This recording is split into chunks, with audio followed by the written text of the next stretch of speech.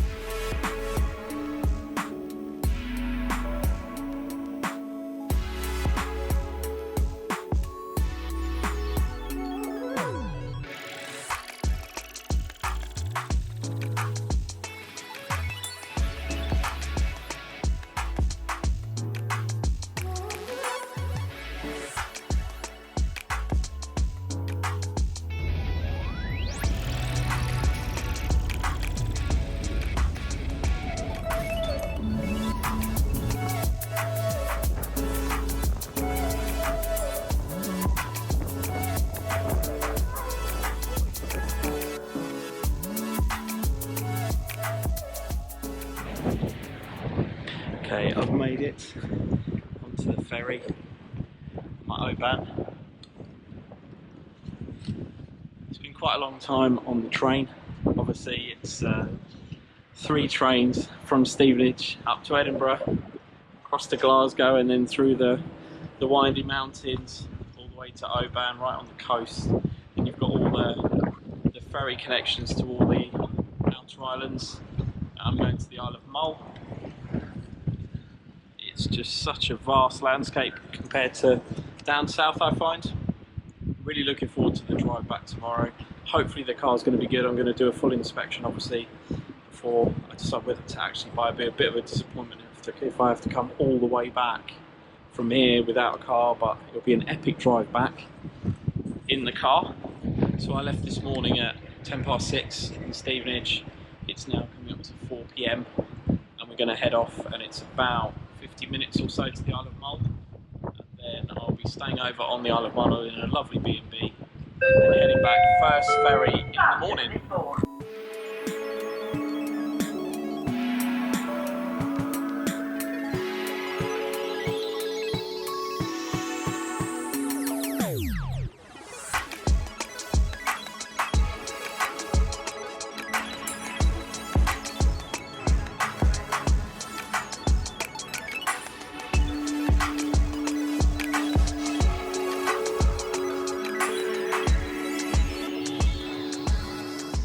And this is what it's all been for. This beautiful 911 Turbo with the Factory Aerokit. It's actually the 997 Gen 1.5. Adaptive hardback sport seats, white centre console. It's got the paddle shift modification and a whole host of lovely options. So this is the car I've travelled across the whole country to find, and yeah, I'm absolutely thrilled. I'll be driving back early tomorrow morning, getting the ferry. I'm still on the Isle of Mull. It's a beautiful guest house. Just look at the countryside, the rural location, and this beautiful 997 Gen 1.5 Turbo.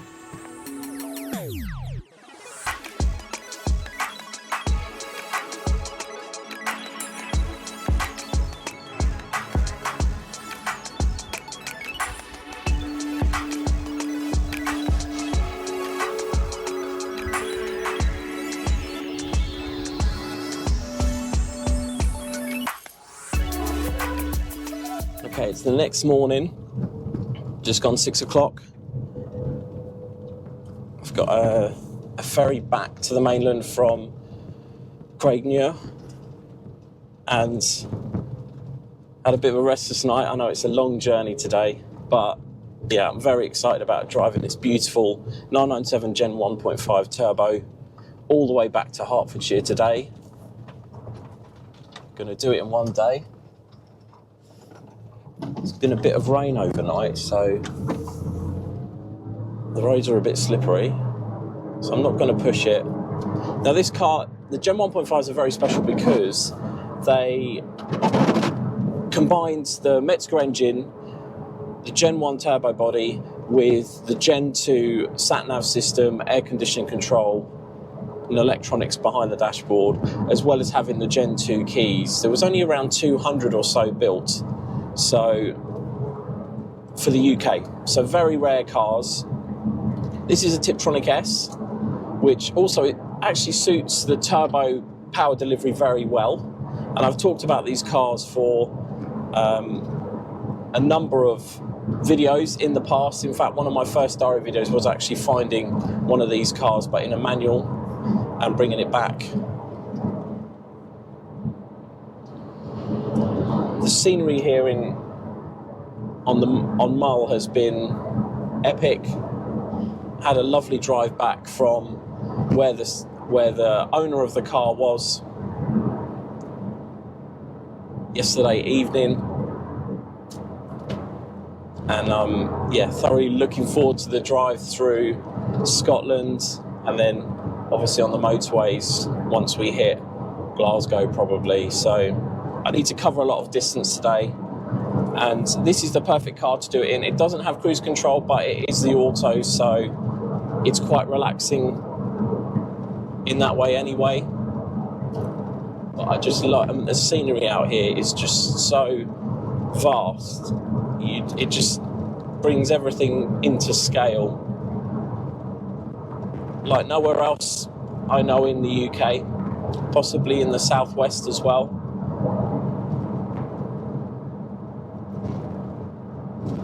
Now the car's in fantastic condition. It's been looked after really well. It has some really nice additions like those rear lights, which I think actually update it quite nicely. I have got the original lights as well.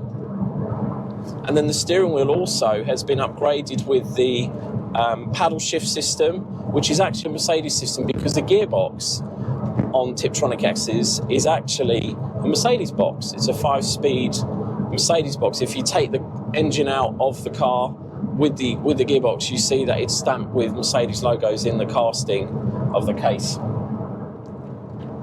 which is unusual to see. It was a surprise when I first saw it when we took an engine out of one of these. This car's covered 41,700 miles. It'll be over 42,200 or something by the time we get back. It's a 500-mile trip, and it's got some lovely options as well. So it's got the 18-way adaptive hardback sport seats, which have got Porsche crests on the headrests. It's got the painted centre console. It's got obviously the full sat nav for UK and Europe. I've got a Bluetooth module plugged in, so I can do Bluetooth audio streaming without changing any of the wiring in the car. And I'm just charging it off one of the 12-volt sockets in the footwell of the passenger. On the outside, it's fitted with the Factory Aerokit, and that was from the factory. So that has a different front splitter, and it also has that fixed rear spoiler at the back. Obviously, it's Carrera white with the 19-inch diamond cut wheels, so it does look very striking, and that's what piqued my interest. First of all, being a Gen 1.5, relatively low mileage now for I think it's a May 2009 car. These cars were produced between, I think, sort of July, August 08 up until May, June 09. So I think it's one of the later Gen 1.5s before they moved to the 997 Gen 2, which has a completely different engine, a slightly revised body, just like all the other 997 Gen 2. So different rear lights and different wheel designs as well. They introduced the Turbo 2s rather than, these are called the Turbo 1 diamond cut wheels, so slightly different design. It's a split 5-spoke, whereas this is sort of like a triple split star shape design. the turbos are such great partners on a long journey because they've got so much torque. They're so stable with the four-wheel drive system, the wide body as well. You definitely feel like you're in safe hands no matter what the weather. I mean, here I don't know these roads. They're fantastic roads, but I don't know them, and I feel like it's not going to throw me off the road or anything. I did do an inspection on the car. There's a couple of little things that need doing to prep this for a new owner, which are quite common 997 things, and I'll run through those at some point when I get a dry spell and I can stop, probably on the mainland. But for right now, I'm just heading towards the ferry terminal to get my ferry, which is just after 7 o'clock.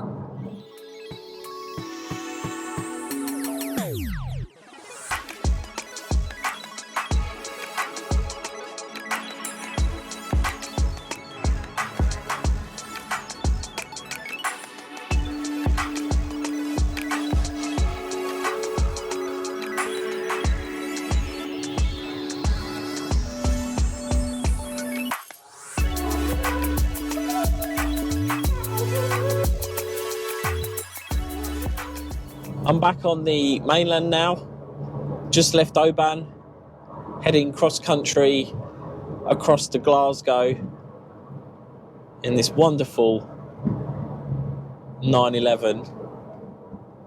The 997 era is really the perfect size for our roads, I think, and it's got enough comfort and enough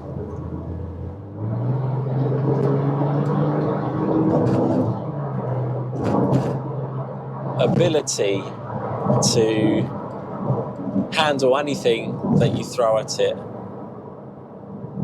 I am very glad I've got an automatic on this trip.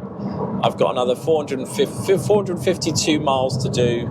It says it's 7 hours 50 minutes of driving. I'm going to head down the A1. I prefer the A1 to the M1 because it's, I don't know, a bit more scenic, a bit more varied, so you can stay alert much easier, I find.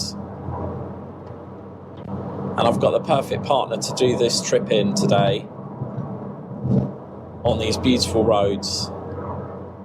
It was such a nice contrast actually yesterday to get the train up, because the train occasionally follows the roads around the locks, but then it sort of goes its own way through the mountains and things, so you really do get to enjoy the scenery. And if you're driving, obviously you can't take the time to look at the landscape in the same way you can as a passenger on something like a train, which is very stable, very consistent.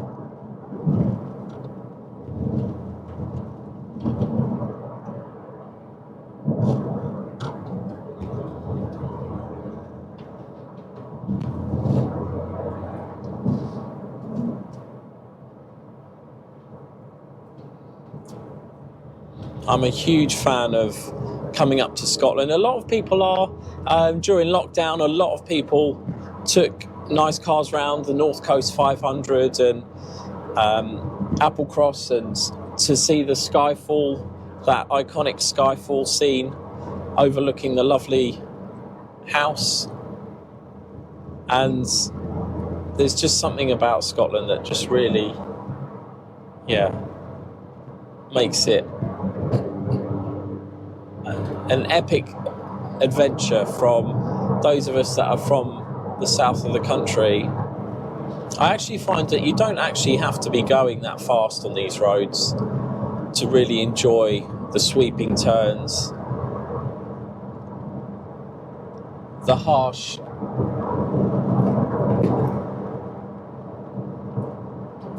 and rugged nature around you, even the weather. I mean, I think the next 2 weeks is going to be rain on and off, and it's beginning of July, but you kind of have to embrace that the weather is a bit more volatile up here, and just sort of get involved regardless. Get out of your comfort zone. But so far this car's been absolutely brilliant. So I was going to do a quick walk around of the car, talking about some of the things we're going to do when it gets back to the workshop. There's nothing major really. There's the coolant crossover pipes are looking a little bit crusty on the driver's side in the wheel arch. They're not leaking coolant, I would say. It's just got some fine crystals forming on the joins, so that'll get done. The aircon isn't working, which is very common, but the air conditioning condensers in the front bumper look possibly original, so they will get replaced as well. I presume they're the leak, but if they're not the leak, then any pipework that is also leaking will get replaced at the same time. The suspension all seems fine, but again, we'll just have a look at that as well in detail while it's on the ramp. Exhaust gaskets and bolts all seem fine. They're not leaking or anything. I don't think they need replacing. The spark plugs were done, I think, at the service before last, so I don't think they're due. The only other thing, which was something I've come across before, is I think one of the turbo actuators is seized closed, and as soon as I got in the car and tried to accelerate, yes, it had power, but it felt more like it was about 100 horsepower down. And I checked the boost gauge, which is in the center here. You can set it so it's just in that rev counter. It was only boosting to around 0.5 bar when it should be, even just without the sport button engaged, it should be boosting at 0.8, 0.9. So I have a feeling that. And then I plugged it into my diagnostics immediately, and the only error code I got was, I think the Bank 2 turbo actuator was giving an implausible signal. So that's either seized or the actuator needs replacing, which is so common on these 997s, especially if, like this one, over the winter it's not really used, it's just garaged on a trickle charger, and what you find is that you've got these small ball and socket joints, just like you would have on a switchable sports exhaust, that sort of bring the turbos in. They often do seize, and you can sometimes free them off, and we've had great success with doing that in the past on other 997 turbos, and hopefully it's that. Worst case is it might have snapped the actual ball joint off of the arm on the turbo, in which case the turbo will need to come off and be rebuilt. But I'm hoping it's not that. I can't see anything like that being an issue. I think it's more to do with the actual activation system rather than like a physical snap on the turbo itself. But even with that, there's no warning light, so it is very difficult if you haven't driven these to know that that's an issue. These cars are very sophisticated, so even though it's only got one turbo working, the other turbo tries to compensate without overworking itself, so you still feel like it's a very quick car. You just notice, if you've driven a few of them, that this one's more hesitant to take off, and it hasn't got that same surge of power when you're at full throttle. And on this journey, I'm not looking to do like super high speed or super fast acceleration. It's just literally to get it home and get it into the workshop. But that's the only thing that is a 997 turbo issue. It's also a 996 turbo issue because it's got the same sort of architecture.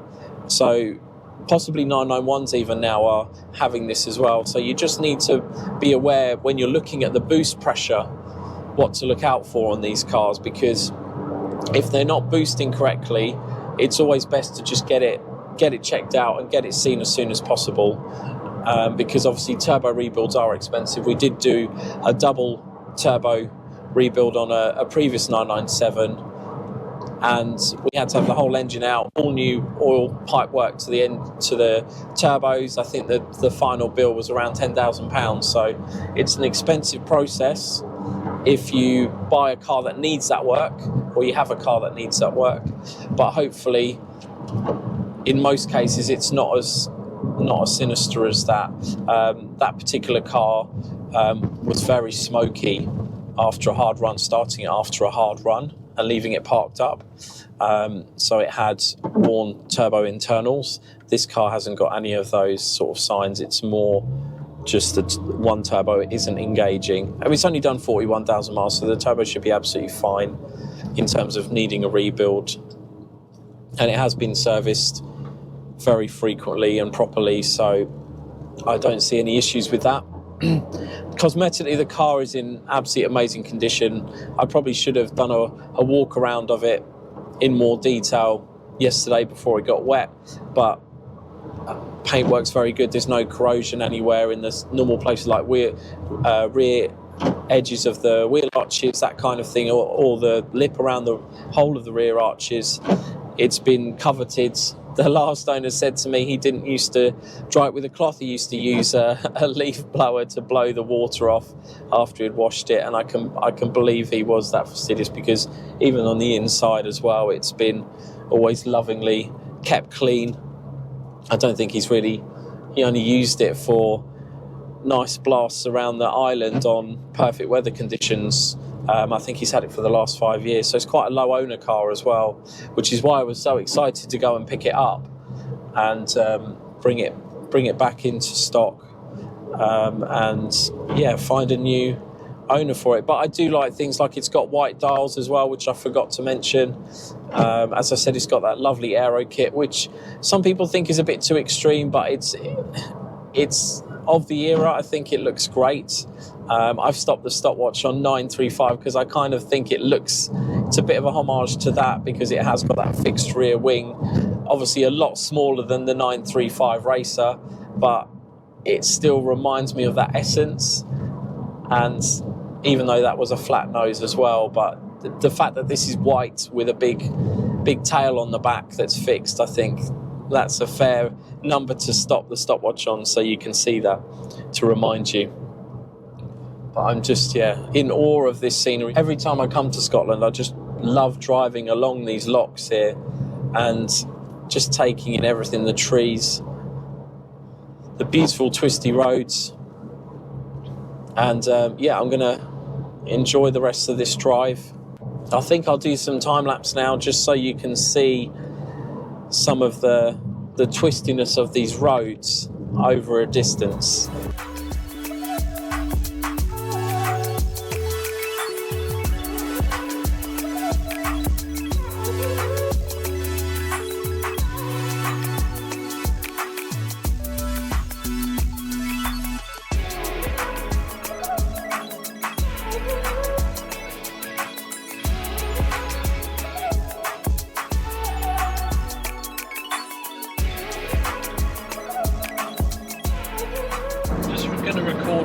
Without the microphone for a second, but I just want to show some of this amazing landscape from the driver's perspective.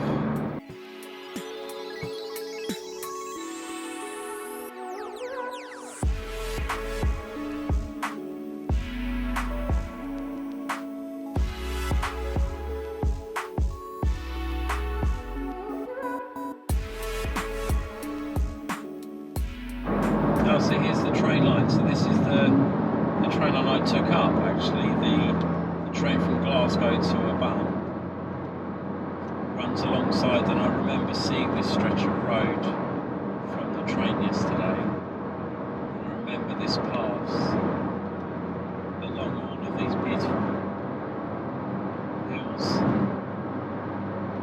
which look so fast. This part of the country just absolutely takes my breath away. Well worth a visit if you haven't been up to these parts of beautiful Scotland.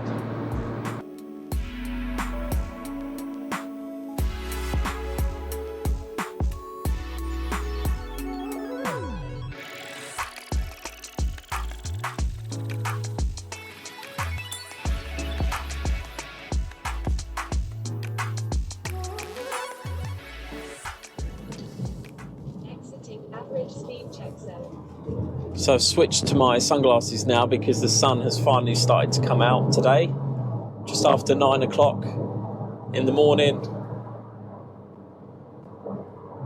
I've just entered the area of Stirling, and still the landscape is just as breathtaking as before.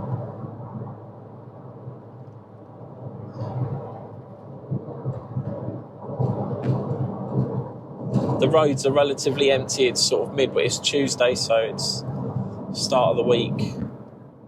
It's not the holiday season yet, so there's no mass amount of caravans or anything like that. So you can basically enjoy the roads. There is a lot of average speed camera zones, so you have to be aware of that. But as I said before, you don't have to be driving fast to enjoy these roads. I mean, just look how open this section is. It's just starting to open out now on both sides. And you can just see the true ruggedness of this part of the country. The car so far has averaged about 26 miles to the gallon, but I think that's been a lot of very slow driving initially. I think now it should be on the trip, it should do around 30, possibly 32, 33 across the whole 500-mile trip. I should be able to. These cars will do. They have around about 64 litre tank, so it should comfortably do 400 miles on a long distance journey, but I'll allow for sort of 350. So I've made it back in the lovely 997 Gen 1.5 turbo. Drove faultlessly the whole way, so just over 520 miles in total, something like that. It's done on average around 30.5 miles to the gallon, which isn't too bad considering only one of the turbos is currently active. But then again, on the motorway it doesn't really spool up the turbos at all unless you really put your foot down, so I haven't been doing that, so it's just been cruising along as if it's a non-turbocharged car. Now I just wanted to talk about the inspection I did. So just a few little things that I spotted. Coolant pipes there, you can see the pink. The air conditioning condensers look original. The aircon isn't working, but it did have the sunroof, so at least I managed to keep cool on the motorway. They look pretty original to me. They don't look like they've got any leaks, but I suspect it hasn't been running aircon wise for a while.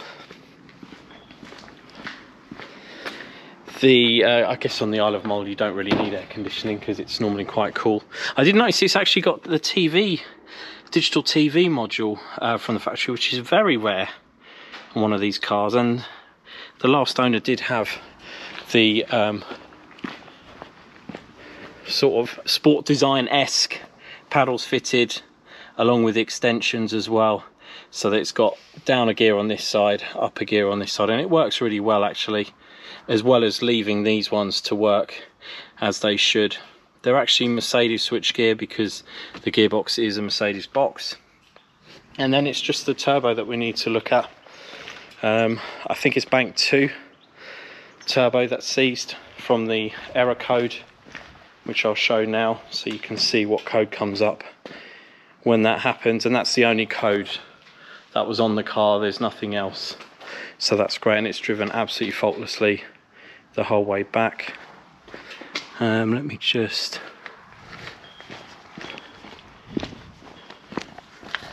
show you. So 393, it's just it's actually 495 miles I've done, average of 30.2 for part of it. I did reset that at one stage, and I've spent, so total costs actually weren't too bad. So the train up to Oban was £96 single. The ferry as a passenger was just, as a single like foot passenger, was I think £4.50. The return journey with the car was £25, including me as a as a passenger in the car. And then fuel wise, well then the B&B was £100 to stay overnight on the island. It was a really lovely place. And then the fuel back, I spent, it already had half a tank of fuel, but I've spent £73 plus 40, so 113. So yeah, despite the large distances, you can actually do it quite cost effectively, and it actually means I've thoroughly road tested this car, and it will have more road tests once we've done all of the repairs on it. No warning lights or anything came up on the drive. So yeah, really happy with the car, looking forward to prepping it for the next new owner. But as you can see, I think that turbo kit really, the aero kit really makes a difference to how it looks. And those rear lights I really like now. In the front boot I've got the originals, but I've actually really fallen for them. A nice subtle upgrade, and it was really great seeing people watch the car as it went by, because it is so striking. I mean, it's a 2009, it's 15 years old now. This is essentially a modern classic now in my mind, and yeah, still looks striking today. Well, I hope you've enjoyed this video. If you have any questions about 997 Gen 1.5 turbos, please don't hesitate to get in touch. Thanks for watching. Please do subscribe and like this video.